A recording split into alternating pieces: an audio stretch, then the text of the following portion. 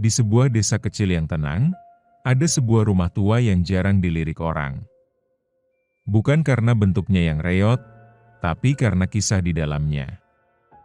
Rumah itu pernah menjadi tempat tinggal seorang veteran perang kemerdekaan. Orang-orang menyebutnya Pak Wiryo. Ia tak pernah menikah dan meninggal sendirian tanpa keluarga yang mengurus.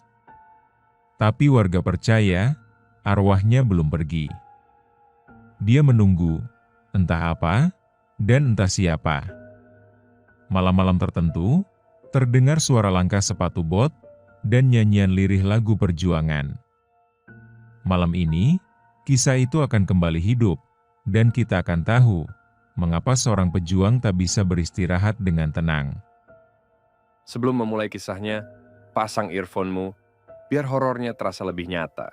Kalau kamu suka cerita kayak gini, jangan lupa like, komen, subscribe, dan share ke teman-temanmu. Lorong Misteri selalu punya kisah yang siap bikin bulu kuduk merinding. Malam itu desa terasa berbeda, terlalu sunyi, seolah semua suara ditelan oleh pekatnya malam. Bulan hanya separuh, cahayanya pucat, jatuh di jalan tanah yang dilalui Budi usai ronda.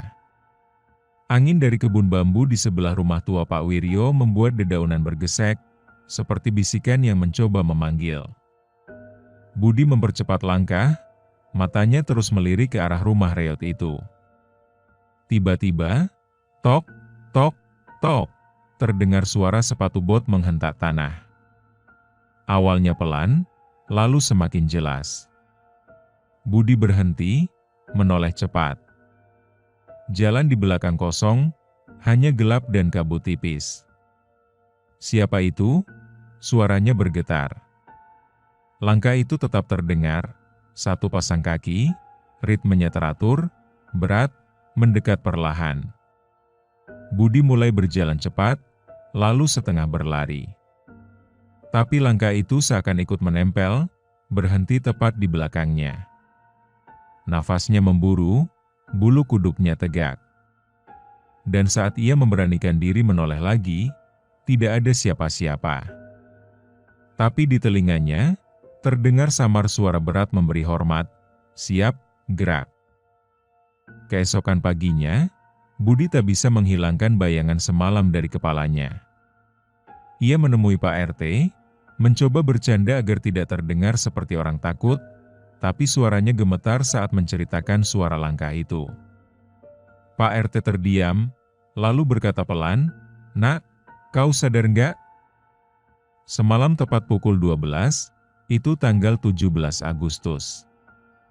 Kata-kata itu menancap di kepala Budi. Sore harinya, ia nekat berjalan ke lapangan desa. Tiang bendera tua itu berdiri di tengah tanah lapang, catnya mengelupas, besinya mulai berkarat. Saat tangannya menyentuh besi dingin itu, angin tiba-tiba berhenti. Di ujung matanya, ia melihat sosok pria tua mengenakan seragam lusuh, topi lapangan, dan sepatu bot penuh lumpur. Pria itu berdiri tegak, menatap lurus ke bendera yang berkibar lemah, lalu berucap lirih, "Merah putih, jangan pernah kau biarkan jatuh." Suara itu dalam, penuh beban, seperti berasal dari masa yang jauh. Sejak pertemuan itu, Budi merasa ditarik untuk tahu lebih banyak tentang Pak Wiryo. Dari cerita warga, ia tahu Pak Wiryo hidup sendirian, dan sering terlihat menulis surat setiap bulan, tapi tak pernah menerima balasan. Sore itu, Budi memberanikan diri masuk ke rumah tua itu. Bau kayu lapuk bercampur debu memenuhi udara. Di atas meja, ia menemukan tumpukan surat berwarna kecoklatan, diikat dengan tali rafia. Tangan Budi bergetar saat membuka salah satunya. Tulisan tangan itu rapi, sederhana, penuh rindu. "Dik, di sini aku baik-baik saja. Aku hanya ingin pulang, tapi tugasku belum selesai. Jika aku gugur, ingatlah, aku mati untuk kau bisa hidup merdeka." Budi terdiam. Dadanya terasa sesak. Di luar, angin bertiup, membuat jendela berderit, seolah seseorang berdiri di sana, menunggu surat itu dibaca. Malam itu hujan turun deras, membasahi seluruh desa. Listrik padam, membuat langit hanya diterangi kilatan petir sesekali. Budi terjebak di dalam rumah tua Pak Wiryo. Saat mencoba menyalakan lilin, dari luar terdengar suara lirih. Maju tak gentar, membela yang benar. Suara itu parau, namun tegas, nyanyian lama yang biasa dinyanyikan para pejuang. Budi melangkah pelan menuju jendela. Di halaman, berdiri tegap sosok Pak Wiryo. Seragamnya basah kuyup, sepatu botnya menjejak tanah becek. Di tangannya, ia menggenggam erat bendera merah putih yang kuyup, ujungnya robek, seperti bekas peluru. Budi menelan ludah. Hujan, dingin, dan suara itu membuatnya sulit bernapas. Sosok itu menatapnya, lalu berkata lirih, "Tak boleh jatuh, selama aku masih berdiri." Sejak malam hujan itu, Budi mengerti, arwah Pak Wiryo tak bisa pergi karena ada janji yang belum terpenuhi, menjaga bendera merah putih di tiang lapangan desa. Malamnya, Budi bermimpi. Ia duduk di sebuah kursi kayu, berhadapan dengan Pak Wiryo yang mengenakan seragam rapi.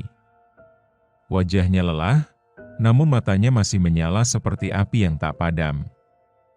"Anak muda," suaranya berat tapi hangat, "jangan hanya merdeka di bibir. Merdekalah dari takut, malas, dan lupa."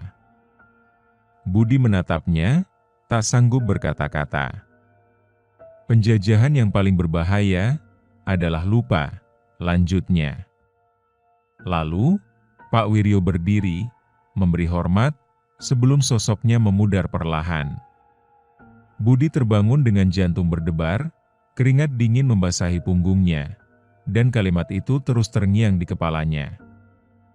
Suatu malam, desa mendadak heboh. Bendera merah putih di tiang lapangan hilang. Sebagian warga mengira ulah anak-anak nakal, tapi Budi merasa ada sesuatu yang lebih besar. Malam itu ia duduk di tepi lapangan, menunggu. Udara terasa dingin menusuk, kabut perlahan turun, menelan cahaya lampu jalan. Tepat pukul 2 dini hari, dari balik kabut, sosok Pak Wiryo muncul. Seragamnya basah, sepatu botnya meninggalkan jejak berat di tanah. Di tangannya, bendera merah putih itu terlipat rapi. "Tak boleh jatuh ke tangan yang salah," katanya pelan namun tegas. Budi berdiri, mencoba mendekat. "Pak, bendera itu milik warga." Pak Wiryo menatapnya tajam. "Juga milik mereka, yang sudah mati demi itu." Angin berhembus kencang, dan dalam sekejap, sosok itu hilang, hanya menyisakan tanah basah dan aroma tanah yang segar seperti habis diguyur hujan. Malam berikutnya, Budi kembali bermimpi. Tapi kali ini, ia bukan lagi berdiri di desa. Ia berada di tengah hutan, aroma mesiu menusuk hidungnya. Di depan, Pak Wiryo muda berlari menembus kabut asap, peluru berdesing di telinga. Di dadanya, ia memeluk erat bendera merah putih, seolah nyawanya ada di situ. Satu persatu rekannya tumbang. Teriakan kesakitan bercampur dentuman tembakan. Seorang pejuang di belakangnya berseru, "Wiryo, simpan benderanya. Jangan biarkan jatuh." Peluru menembus bahunya, tapi Pak Wiryo tetap berlari. Darahnya menetes membasahi kain bendera. Hingga akhirnya, satu peluru bersarang di dadanya. Ia terjatuh, tapi tersenyum melihat bendera itu berkibar di atas pos musuh yang berhasil direbut. Budi terbangun dengan mata basah, dan baru mengerti, mengapa sosok itu tak pernah melepaskan bendera, bahkan setelah mati. Budi memutuskan melakukan sesuatu untuk menghormati janji yang dipegang arwah itu. Ia mengajak warga desa mengadakan upacara bendera tengah malam, tepat pada tanggal 17 Agustus. Di lapangan desa, kabut tipis menggantung. Lampu-lampu minyak berderet di sekitar tiang bendera tua. Warga berdiri rapi, menundukkan kepala. Ketika bendera mulai dikibarkan, angin sejuk tiba-tiba bertiup, membuat kain merah putih itu berkibar gagah.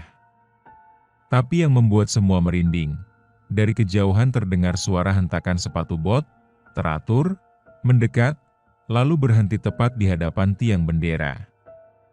Suara tegas itu menggema di telinga semua orang, "Siap, gerak!" Warga saling berpandangan, sebagian menahan air mata. Mereka tahu, Pak Wiryo hadir malam itu. Bukan sebagai hantu menakutkan, tapi sebagai penjaga yang masih setia. Beberapa malam setelah upacara itu, Budi kembali bermimpi.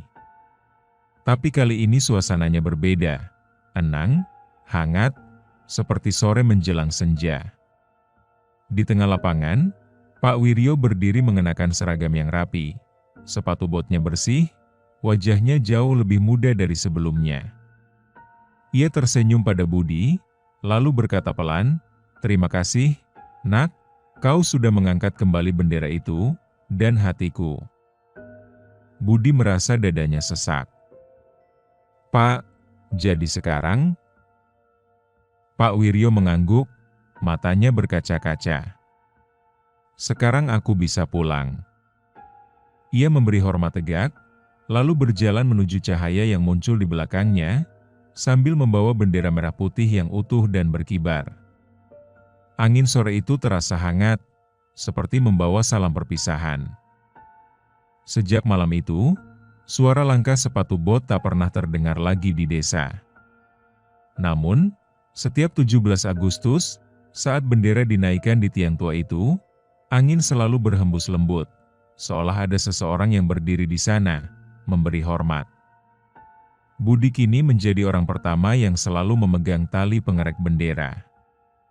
Setiap kali menariknya ke atas, ia teringat wajah Pak Wiryo, matanya yang tegas, senyumnya yang tulus. Ia sering mengulang pesan terakhir sang veteran kepada anak-anak desa.